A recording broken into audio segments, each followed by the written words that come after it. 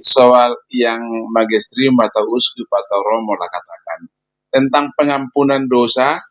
Begini, pernah aku di salah satu tuliskan kisahmu hanya aku yang tahu, kata seorang gembala katakan. Artinya itu apakah itu sejenis pengampunan dosa atau bagaimana, Romo? Saya tidak mengerti. Kenapa? Begini. Kalau saya kaitkan soal kan ada pengakuan dosa di Katolik, terus kan di dalam gereja sekarang pun hanya bentuk lain. Kalau saya salah pemikirannya, cuma saya berpikir begini, berarti sama aja perlu juga pengakuan dosa kepada hamba Tuhan atau pada gembala atau romo kan gitu kan. Hanya bentuk lain kalau di Protestan lainnya kan. Jadi ditulis nanti. Protestan punya mereka kemana? Mereka langsung ke Tuhan kah? Ada sekarang beberapa aku lihat dia kan begini, misalnya kita punya pergumulan, tuliskan ini kita akuilah kelemahan kita kata dosa lah katakan, supaya terkabul doa kita, nanti doakan oleh pendeta itu atau gembala itu. Berarti kan sama mungkin konteksnya pengakuan dosa kepada Romo atau bagaimana itu, Romo? Yang pertama, pendeta tidak bisa melayani pengampunan dosa karena tidak terima suksesi apostolik. Makanya yang kedua, kalau pendeta memperhatikan seperti itu aneh ya. Karena mereka bilang mengaku langsung kepada Tuhan, lalu kenapa mereka serahkan dosa mereka kepada pendeta? Nah, makanya terlebih lagi sakramen tobat kan tidak ada di Protestan. Sakramen tobat kan tidak ada. Betul. Justru itu yang saya maksud. Tidak ada, betul, tidak ada. Betul. Tidak ada. Jadi kepada siapa kita pergi kalau kita berdosa? Yang pertama, semua orang yang beriman, hanya orang yang beriman pergi mengaku dosa kepada para rasul pada saat itu. Kisah 19 ayat 18. Siapa yang pergi mengaku dosa? Kisah 19 ayat 18 ya. Kisah para rasul. Ini akhirnya teman-temannya supaya saya bisa ke room lain. Ya, saya sudah ketemu nih, tapi kalau mau dibaca oleh teman-teman nggak apa-apa. Silakan. Baca lagi ya, karena masih banyak ayat. Kisah 19 ayat 18. Saya baca ya. Dikatakan demikian. Banyak di antara mereka yang telah percaya datang dan mengakui di muka umum perbuatan mereka itu. Oke, Dagia. Jadi mereka pergi di depan umum dan di depan para rasul, mereka mengakui dosa mereka. Di ayat 19 dijelaskan dosa mereka, Rom. Ayat 19. Oke, lanjut. Banyak juga. Oke. Iya, silakan Pak Roy. Banyak juga di antara mereka yang pernah melakukan sihir, mengumpulkan kitab-kitabnya, lalu membakarnya di hadapan semua orang. Nilai kitab-kitab itu ditaksir 50.000 uang perak. Ayat 20, dengan jalan ini makin tersebarlah firman Tuhan dan makin berkuasa.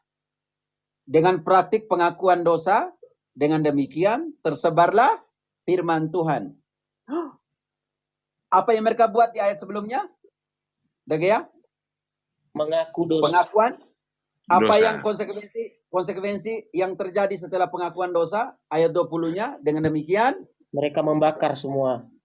Enggak. Dengan demikian tersebarlah firman Tuhan. Firman Tuhan, ya. Jangan karena praktik apa yang mereka buat sebelumnya? Pengakuan sihir, melakukan pengakuan dosa, penitensi dan hidup baru. Dengan demikian sakramen apa yang mereka buat sebelum dikatakan ayat bahwa dengan demikian makin tersebarlah firman Tuhan. Sakramen apa yang mereka buat?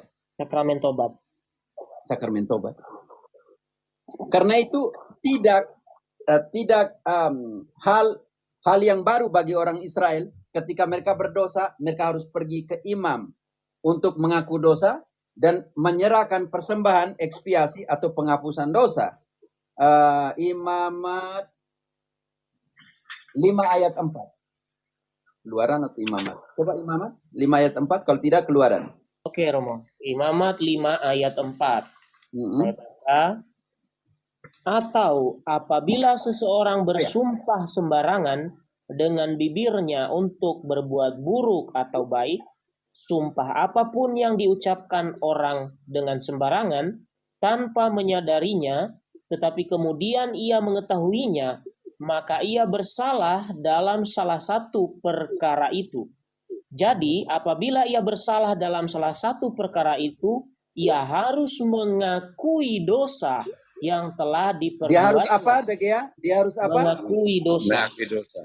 Dan apa yang dia harus buat dan kepada siapa dia harus pergi mengaku dosa. Oke, lanjut. Ia juga harus mempersembahkan kepada Tuhan sebagai tebusan salah karena dosa itu seekor domba. Ada dua, Degea. Mengaku dosa dan membawa kurban penghapusan dosa. Dan siapa yang terima pengakuan dan siapa yang terima korban penghapus dosa. Oke, lanjut. Dengan demikian, imam mengadakan pendamaian bagi orang itu karena dosanya. Ayat 13. Siapa yang melakukan ritus pendamaian, pertobatan dan penghapusan dosa? Dengan demikian, imam mengadakan pendamaian bagi orang itu karena dosanya dalam salah satu perkara itu, sehingga ia menerima pengampunan. Selebihnya adalah bagian Sudah, Degea. seperti Degea. hanya kurban. Degea. Ya. Dengan demikian, orang itu yang pergi mengaku dosa dan membawa korban penghapusan dosa dan imam menerimanya, menerima pengakuannya, menerima korban itu dan mempersembahkan kepada Allah. Dengan demikian, imam melakukan ritus pendamaian kepada Allah dan orang itu diampuni dari Dosanya.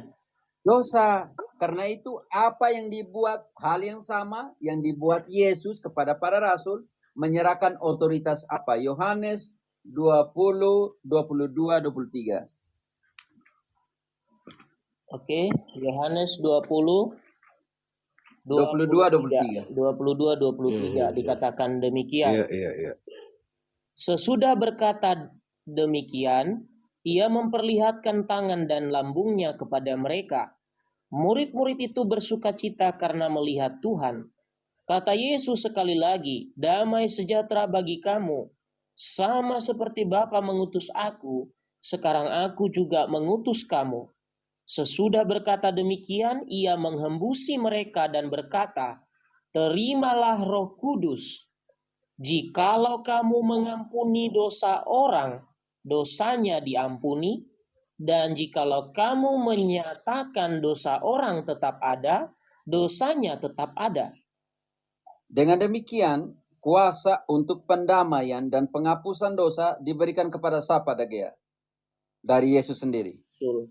Para rasul. Diberikan kepada rasul. Karena itu saudara-saudariku yang terkasih, Paulus dalam 2 Korintus 5 ayat 18 dia bilang seperti apa? Dia katakan apa? Kami adalah apa?